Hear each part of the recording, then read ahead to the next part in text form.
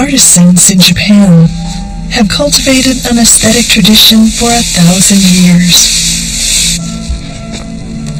They print handmade paper with patterns inspired by nature. This is the art of Karakami.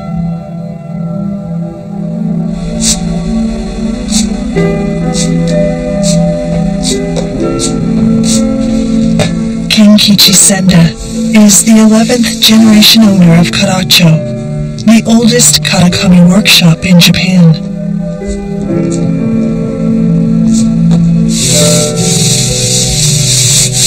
He has kept alive the methods and philosophy that go into Karakami's creation.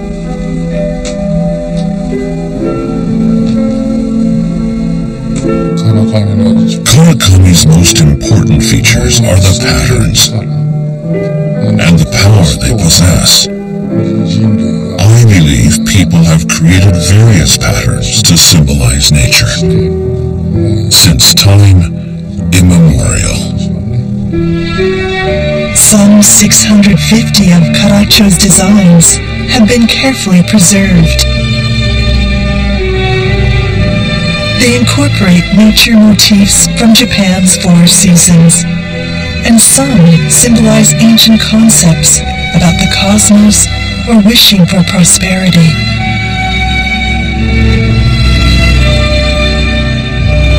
People in Japan have cherished Karakami paper and use it for everyday articles like sliding doors and partitions.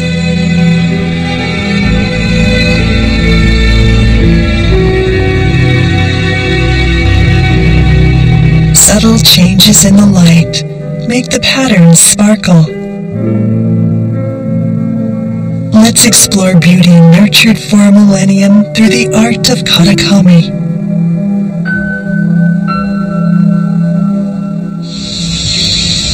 Kyoto, the ancient Japanese capital, has a history going back 1,200 years.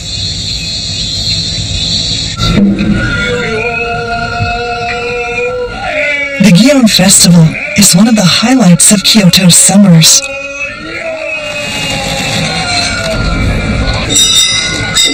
Floats parade through the streets decorated with bright colors and patterns. This design featuring dragons has its origins in China. Another combines geometric patterns from Persia with a floral design from India. These motifs were brought to Japan through Eurasia. During the festival, people pray for happiness and good fortune.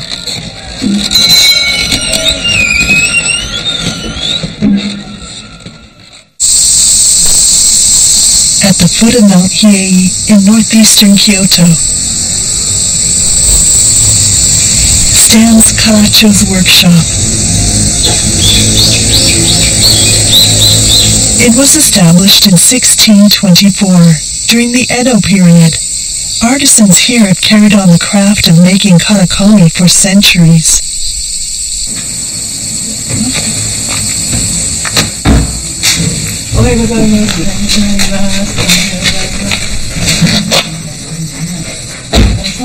At 10 a.m., Karacho's workday begins.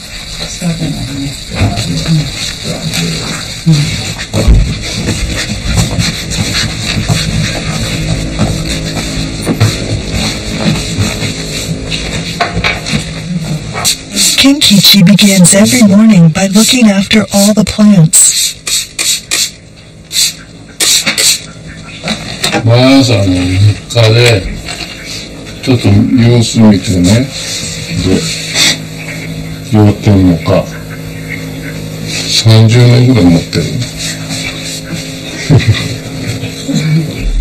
His wife, Ikuko, prays at the family altar.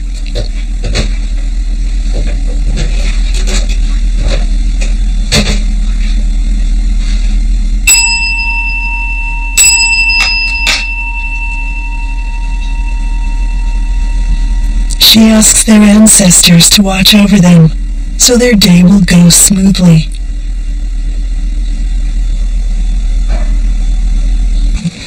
Today, Kenkichi starts working on Karakami with a cherry blossom design. A local store placed the order. Kadocho's methods for making Karakami haven't changed for 400 years.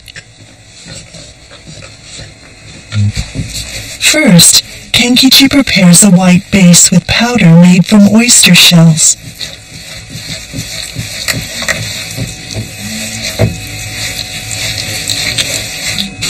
Then he applies it to a piece of handmade washi paper.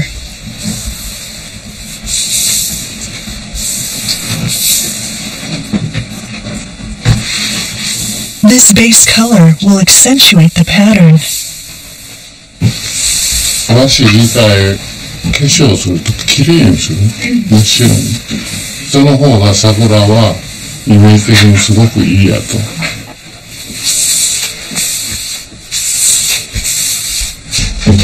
Now Kenkichi mixes the color for the flowers. This is the most important step in making Karakami. The main ingredient is powdered mica. The Japanese name kira describes its luster. Natural pigments containing clay are then added. Only red, blue, and yellow are used to make the entire spectrum of colors.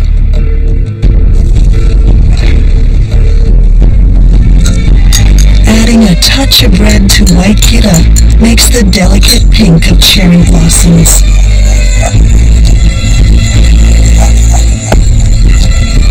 Kenkichi uses a small amount so the color won't be too bright. Next, he adds some yellow. This will convey the warm shade of cherry blossoms in the spring.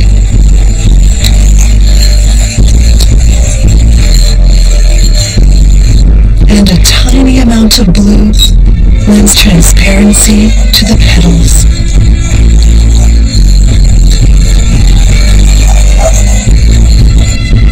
Kenkichi relies on instinct developed through years of experience to mix the perfect shades. 自分が経験的にこれでいやって言ったらこれでいいんです。The small, shiny granules in the pigment are the kira. Their sparkle will make the color stand out and flicker in the light.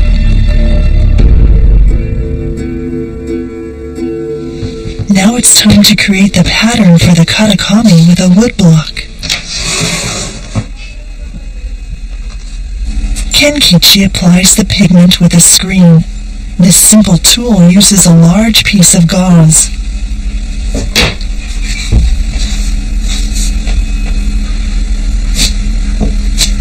It's important to coat the surface evenly with color.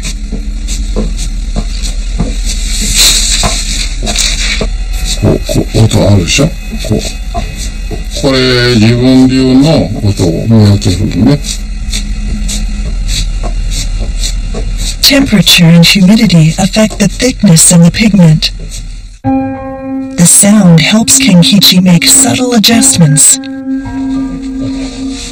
He then places the washi paper on the wood block to bring out the pattern.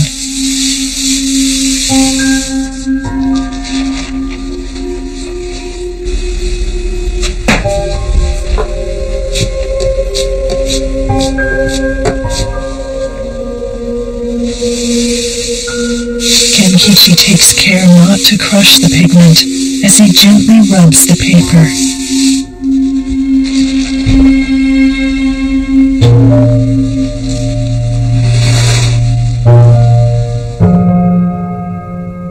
Here's the finished sheet of Karakami with cherry blossoms in full bloom. The kira on the paper's surface reflect the light, adding luster and the slightest variation in color.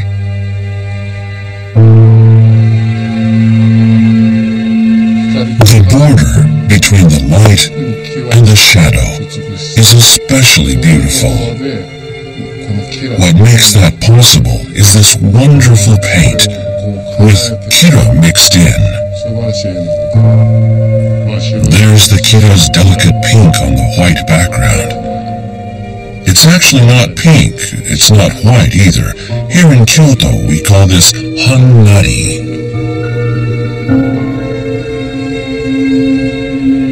Hannari refers to a color that contains a hint of a different shade. The word expresses a depth that can't be described by individual names for colors.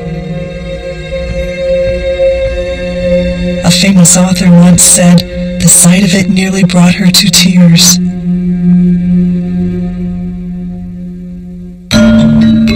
The art of making Karakami began in Japan about 1,000 years ago, in the Heian period.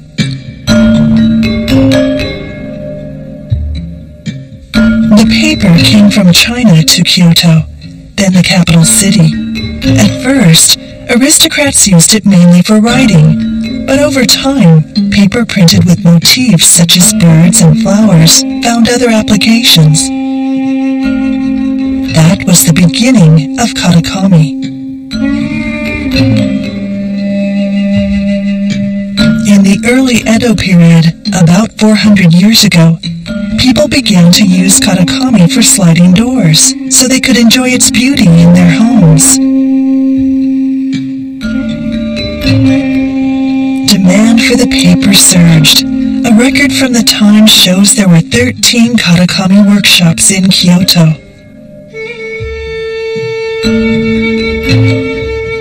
One of them was Karakamiya Choemon. Karacho is an abbreviation of his name.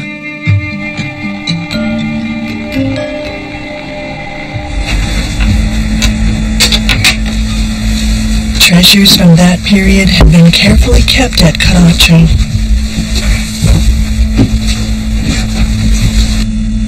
The 650 carved wood blocks are the heart and soul of the Karakami artisan's work.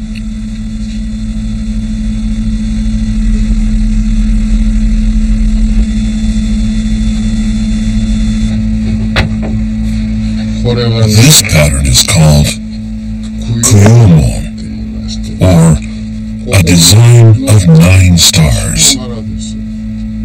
It probably has its origins in astrology from India, and perhaps came to Japan over the Silk Road. It's an exotic pattern, and the oldest one. It says the 3rd year of the Kansei era. That's about 1791 during the Edo period. I can't imagine how many times this block has been used. But it's not too worn, still in good condition. It's been through several eras of history and has survived wars and so on, and we continue to use it today. I couldn't be more grateful. The wood blocks are 30 centimeters high and 45 centimeters wide. They're made of magnolia, a wood that's soft and easy to carve.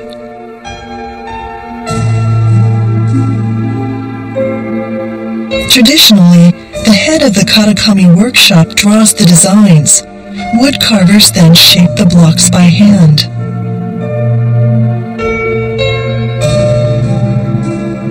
Some wood blocks crack or part of a pattern gets chipped, but generations of Karacho's artisans have had them repaired and passed them down.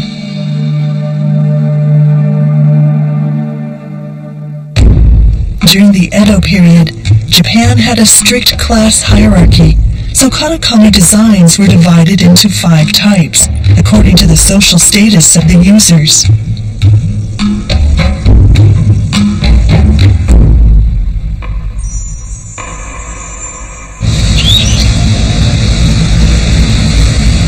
In central Kyoto is the oldest surviving home of the aristocracy. The stately Reizei family mansion is 400 years old. Beautifully patterned Karakami adorn the sliding doors in the main hall. The large peony arabesque design is lively, but also elegant. The pattern brings together big peony flowers and subdued colors. A traditional symbol of happiness in Japan is the crane. Designs featuring cranes were allowed only in aristocratic residences. Here, soaring cranes create a spirited mood. This graceful pattern decorates the home of a noble family.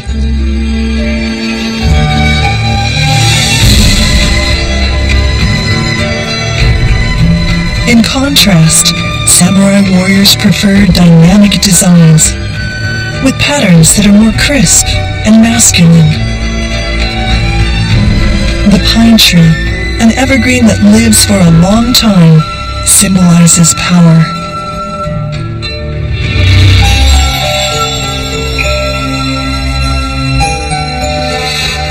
People who enjoyed the tea ceremony appreciated wabi-sabi, the Japanese aesthetic that emphasizes qualities such as simplicity and modesty. They opted for more delicate patterns that suited the quiet space. The purity of the silently falling snow brings calm and peace to the tea room.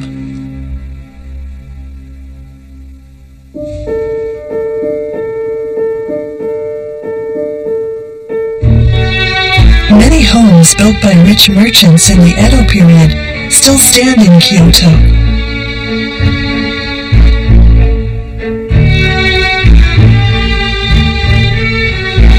The residence of the Sugimoto family is more than 270 years old. It features Karakami with a design of small flowers. This pattern was created using only kira or mica on a white background.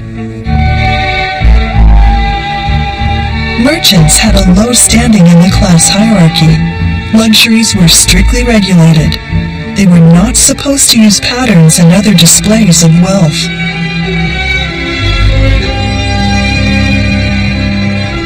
At first glance, these doors look plain, but when the light is just right, a design of small polonias emerges. Merchants came up with clever ways to enjoy their wealth in privacy.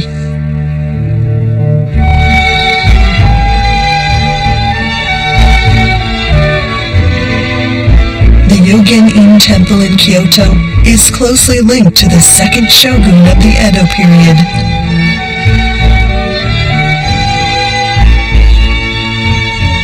The sliding doors in the main hall have pine trees by a noted painter of the time, Tawaraya Sotatsu.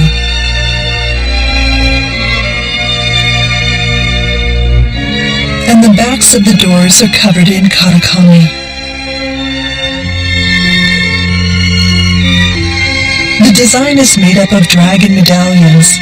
In Japan, the dragon represents the god of water, and people say the dragon soars back to heaven.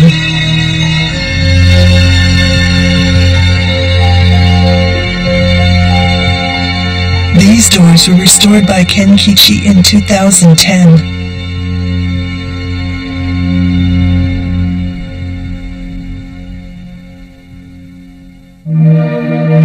400 years ago, an innovative artist emerged in Japan. He would develop close ties with Karakami artisans. Honami Koetsu displayed talent in a number of art forms, including calligraphy, painting, and crafts. He wanted to revive the elegant beauty and culture of the Heian period. In 1615, he opened an artists' community in northern Kyoto.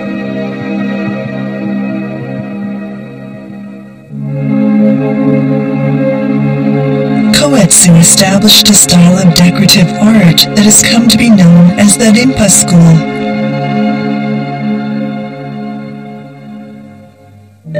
One of the masterpieces of this style is a screen showing the gods of wind and thunder.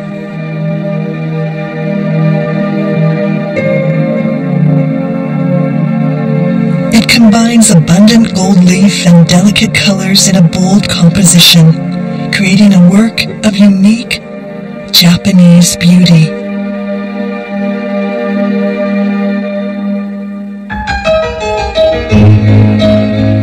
Koetsu brought many Karakami artisans to the community. One of them was Karakami Choemon.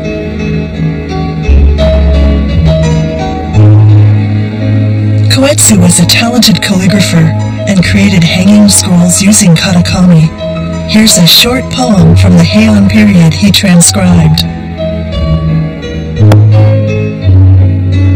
It says, "Snow is gone from parts of the garden, but there are no other marks there. No one has visited, but spring has come." Koetsu added colors to the world of poetry. This work he designed features wisteria flowers and fern leaves made with Karakami wood blocks.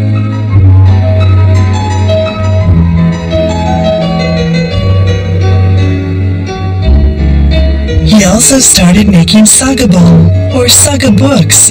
They were named after the area in Kyoto where they were published, and were made of Karakami with designs printed using kira or mica.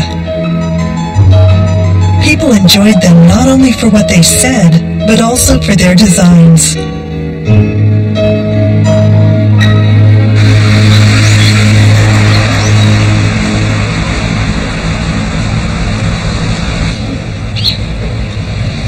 It's been 400 years since Koetsu established the Rinpa school. Kenkichi wants to recreate sagabon books to commemorate the anniversary.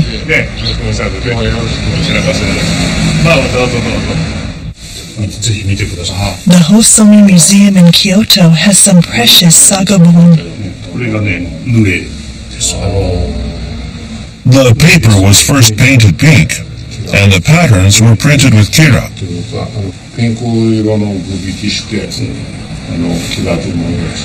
The front and back covers look like this.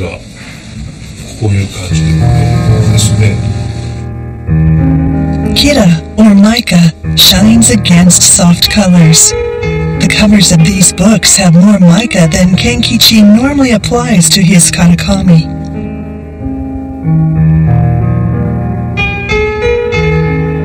There was no electricity in the Edo period.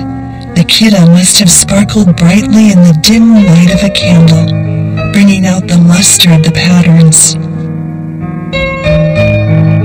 The superb pairing of color and light gives depth to the designs. This pink is lovely, and the blue is clear and pretty. They're like what we call pastel colors. I'd say they are Kyoto colors. Bright but soft, not loud. I think the word honnori would best describe these colors. I want to bring sagabon back to life. Today I took you up on your offer to show me the real books. Having seen them with my own eyes, I feel more motivated than ever. Thank you.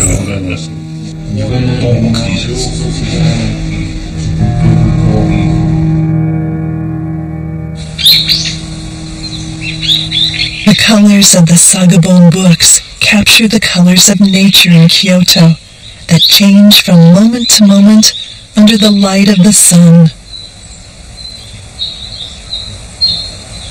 Kenkichi immerses himself in nature to look for hints about the colors he should use in his sagabon.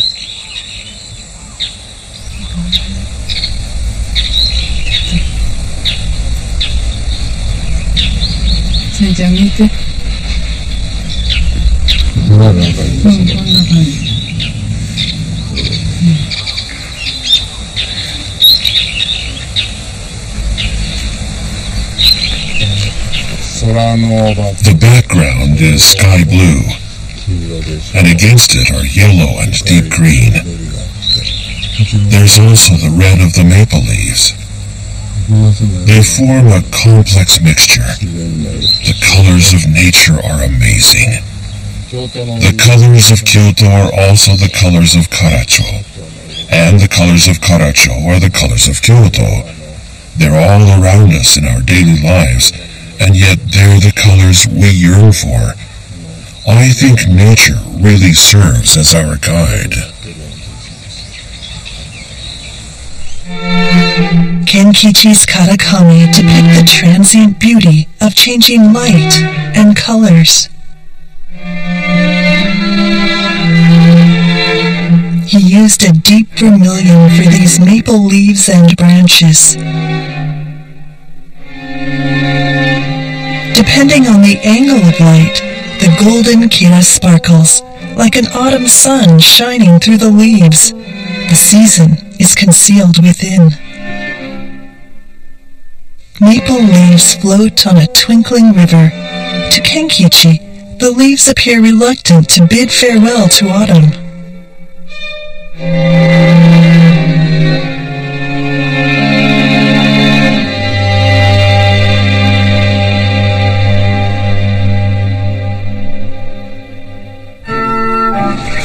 Cherry blossoms are the color of spring in Kyoto. The whitish blossoms tinged with pink charm the hearts of the Japanese people. This design depicts the blossoms in silhouette, but their vibrant beauty comes through.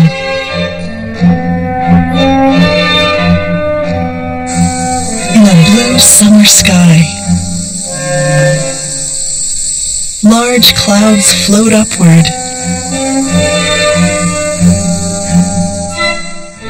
Kira, or mica, is used in the base color to capture the bright summer day, and on it float majestic clouds.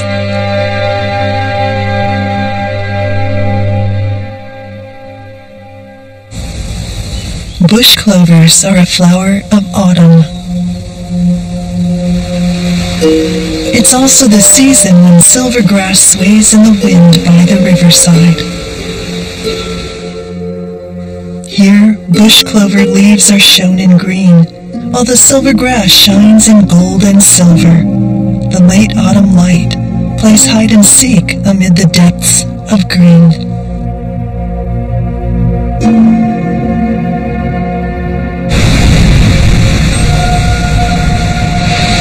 Raging sea in winter.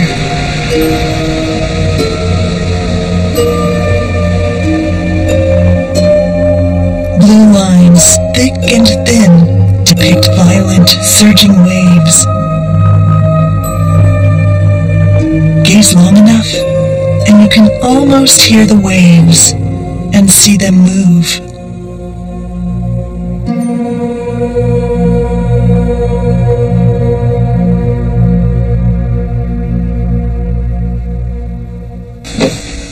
Kenkichi has started making his Sagabon book. His first color choice is a pale green.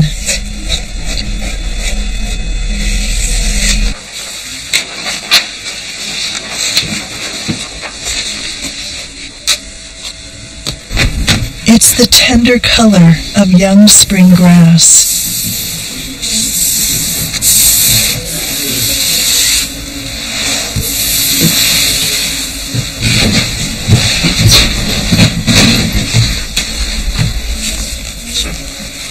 He'll include other colors to signify the 4 seasons.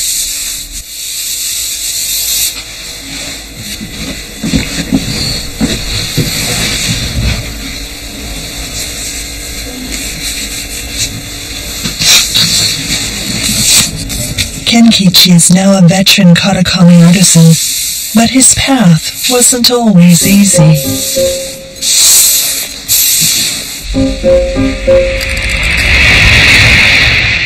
In the 1960s, Japan's economy was rapidly growing.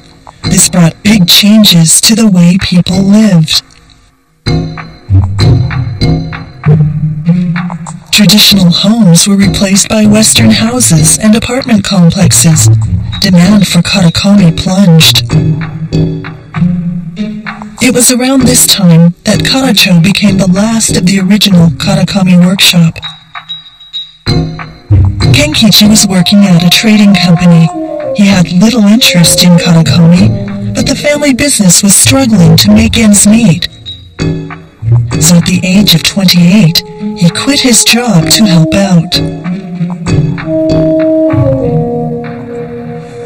I was the only son, so I was supposed to carry on the family name. But I didn't find the work interesting. Even so, I was young and had a strong sense of responsibility as a man. Apparently, that feeling was stronger than my doubts. He was new to the job, and no orders were coming in. He felt apathetic. Then, a big opportunity came Kenkichi's way. It would change his approach to karakami making. In 1976, a major renovation began of the Katsura Imperial Villa. The villa is a national treasure. It was built in Kyoto in the 17th century as a vacation home for the emperor. It's a masterpiece of Japanese architectural beauty. The Japanese government launched the project, which took 5.5 years. Karacho had supplied Karakami to the villa and was asked to join the restoration effort. The project gave Kenkichi a chance to closely observe his father at work on an important assignment. Kenkichi was still inexperienced, but he helped his father create 3,000 sheets of karakami paper. The Paulownia design dances and sparkles on the white ground of the sliding doors. The quiet, serene world of the Katsura Imperial Villa was Kenkichi's first true encounter with traditional Japanese beauty. He became entranced by the profound aesthetics of Karakami.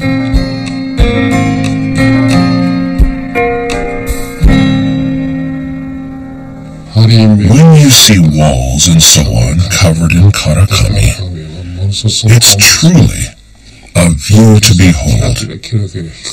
But it's not because they sparkle and glitter. It's a simple sense of beauty. I think that sense is still somewhere in our hearts.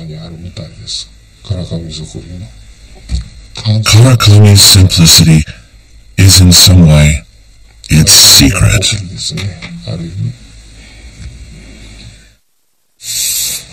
Kenkichi wants to preserve the beauty of Karakami.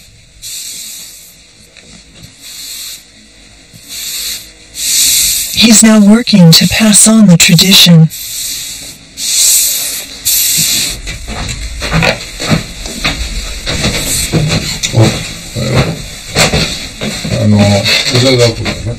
His eldest son, Seiji, is following in his footsteps.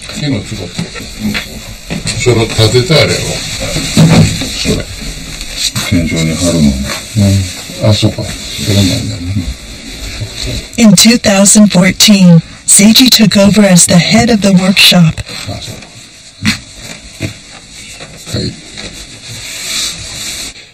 My father has handed the baton to me, but he's still running too.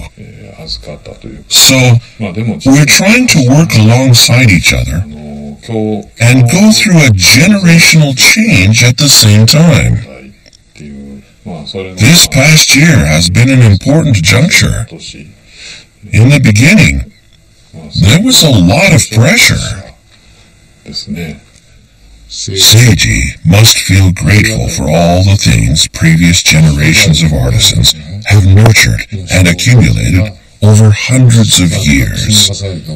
He should always remember that what he's getting is not his, but something he's been entrusted with. Seiji works out of another studio.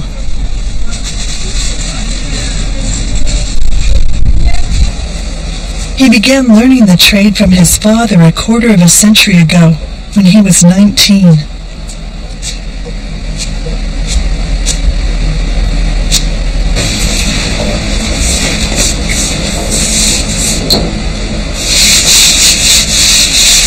now he is exploring new possibilities for Karakami. He's making large Karakami sheets to entirely cover the walls of one room. They're for a customer who's building a new house to replace one damaged by a flood.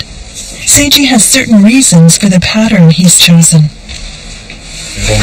I make suggestions, such as, I think this type of Karakami would be a good fit for that kind of room. I believe this dragon medallion has all kinds of meanings, such as protecting a residence like a god. The palette is quite stylish, and yet powerful too. I think it'll be a very nice room. Seiji has a Karakami showroom in his studio.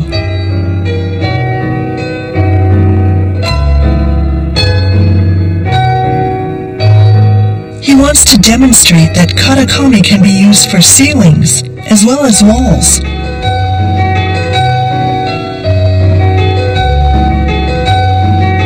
This shows how Karakami can be used to accent a Western-style room. This table has an embedded design of fern leaves, and the cupboard is also decorated with Karakami.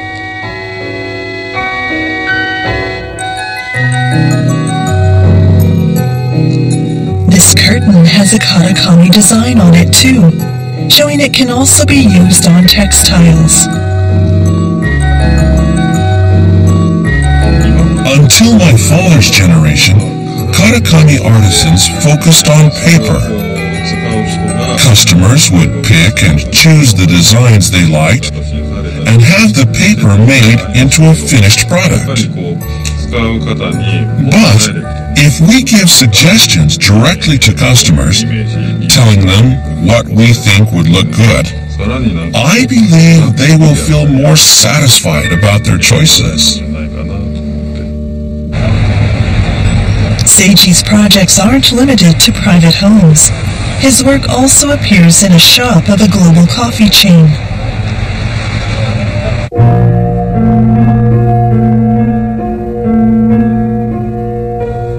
This is one of the designs handed down at Karacho. It depicts rolling clouds soaring to the heavens. Seiji used the clouds to represent steam rising from coffee and placed them against a coffee-colored background. He wanted to express the taste and the aroma of the drink. A pattern created long ago has found its place in the modern world. Seiji is promoting other new ways to use Karakami while working to protect the tradition.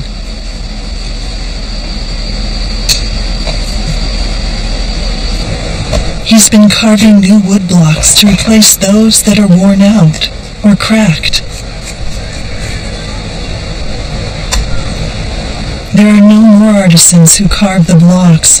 Seiji is worried about losing patterns that have been kept over centuries. It has taken him 10 years to recreate 4 wood blocks. This is one he carved himself. It depicts countless chrysanthemums. The flowers signify eternal life and are said to remove bad luck.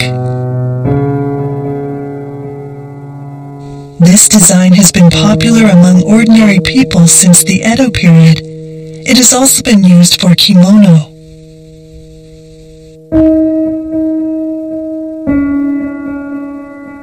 Some of our patterns have existed for more than a century, and some haven't changed for more than 1,000 years. To me, that's the power of Karacho patterns. 50 or 100 years from now, the new wood blocks will also have aged nicely. That's also true for artisans like us, as we pass things down over generations. I hope that decades from now, when I'm as old as my father, I'll be able to carry on the skills and maturity that can only come with age. So you might say woodblocks and artisans are the same. A large collection of Karakami from the Edo period has been kept in London.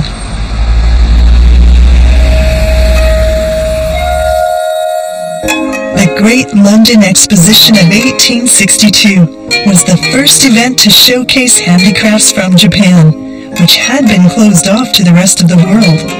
Designs from the little-known country drew many people's curiosity.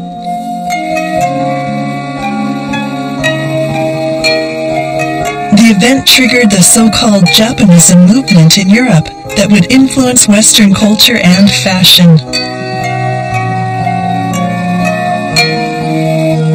The London department store Liberty incorporated Japanese designs into its products. Fabrics with small flowers like these, known as Liberty prints, became quite popular.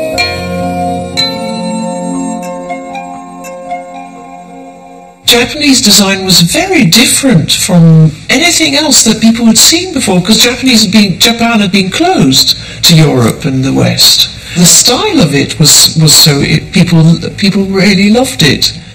More than 100 years later, these prints are still in demand. Today, the patterns of small flowers are more colorful. They're used for clothing and everyday items.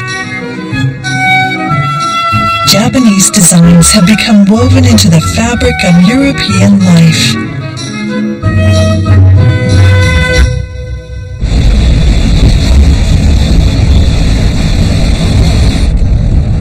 Kenkichi has made a trip to London.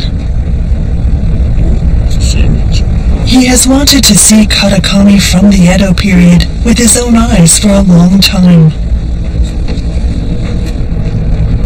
Ironically, in Japan, we only have Karakami from after the Edo period. But older examples can be found in London. That's incredible. Kenkichi has yet to see Karakami made by his ancestors.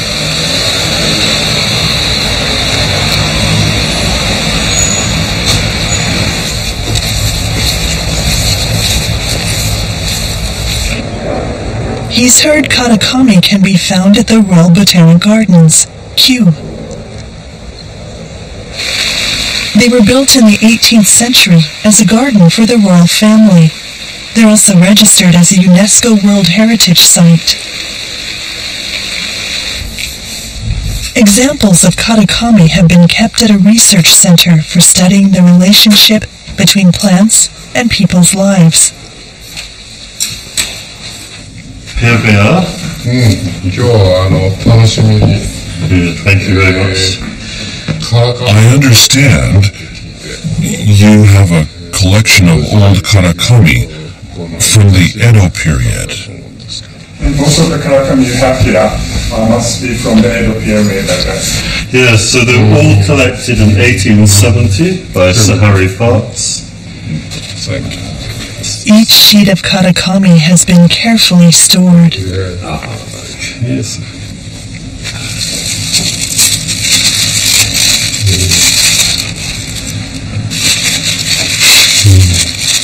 I'm certain this was made by Karacho. This piece features a deep color created by Karacho's 7th generation owner. The tone is very similar to the one Kenkichi has used in his own work.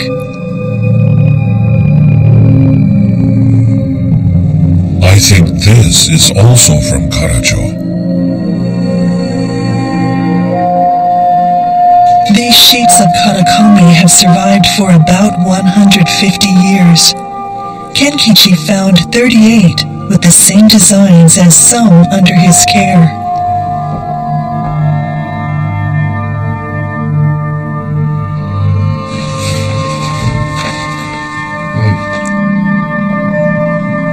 This is the dragon medallion used on the sliding doors at the Yogenin Temple in Kyoto.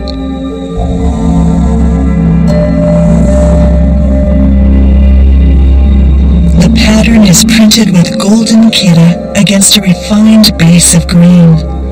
The color combination is similar to the one Kenkichi chose for the restored doors. He senses the colors his ancestors used are still alive inside him.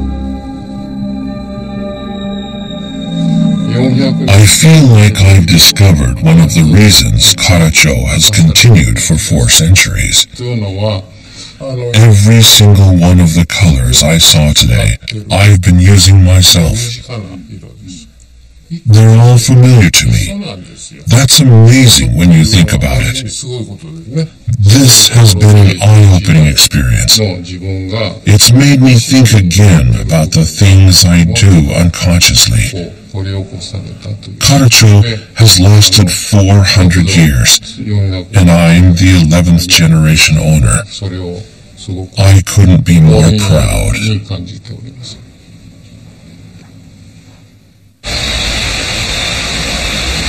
In late autumn in Kyoto,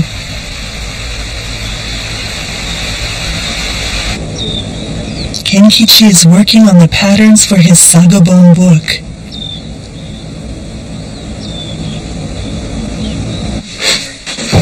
He's painted the base colors on sheets of washi paper. Green, pink, blue, ochre, and white. These colors all depict Kyoto's seasons.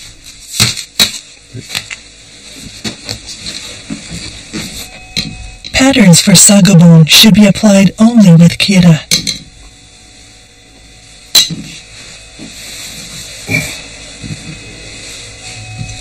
To recreate the powerful luster of the Sagobon from the Edo period, Kenkichi decides to mix 2 kinds of kira and add more coarse grains. When I saw the real Sagobon, they had quite a sparkle. I want to make mine like that too.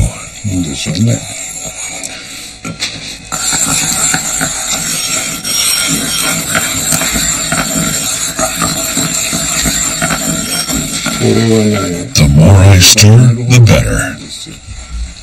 That'll generate more luster. The coarse grains make the mix thicker. Kenkichi gently spreads the kira onto the screen.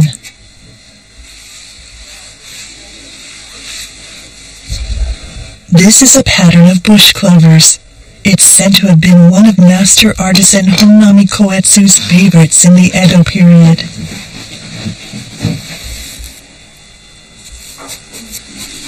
Kenkichi uses kira in place of green for the leaves. He wants them to appear to swim in the light.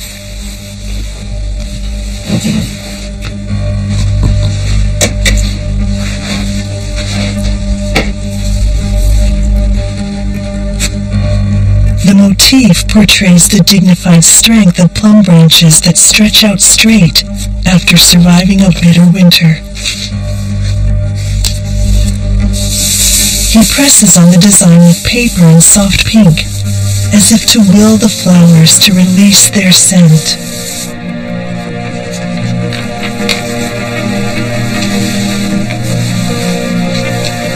A Sagobon book is made with 12 sheets of Karakami that are bound together.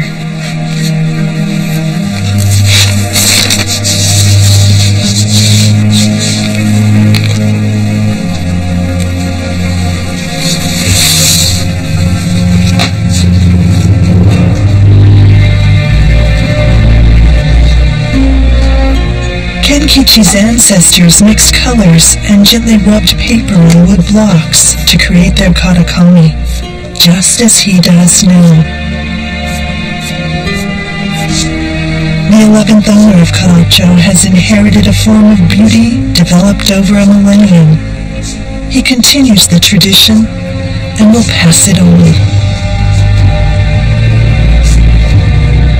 There are things we must not change. That includes the form of the woodblocks and the aesthetic. We must also not change nature and work that's truthful to nature. We're not making Karakami for ourselves. We're not artists. We must never make things for our own satisfaction. That's the essence of Karacho, as I have come to understand it.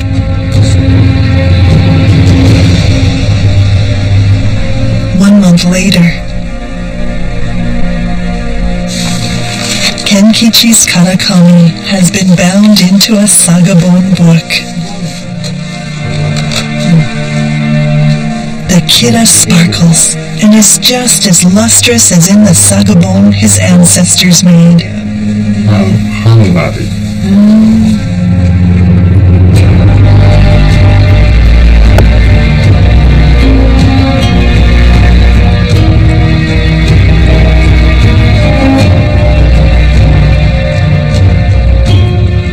Kenkichi will now wait until words are added to complete this 21st century sagabon book.